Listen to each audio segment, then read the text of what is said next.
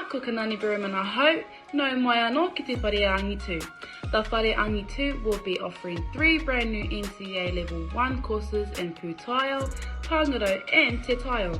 These courses are open to Year 9 students to Year 12 across Ngā Kura Aiwi who do not currently have access to specialist subject teachers. Noho tonu mai, stay right here to get the full story. Tūwhitia te hopo, mai rangitia te angitu, push past the fear and strive for success.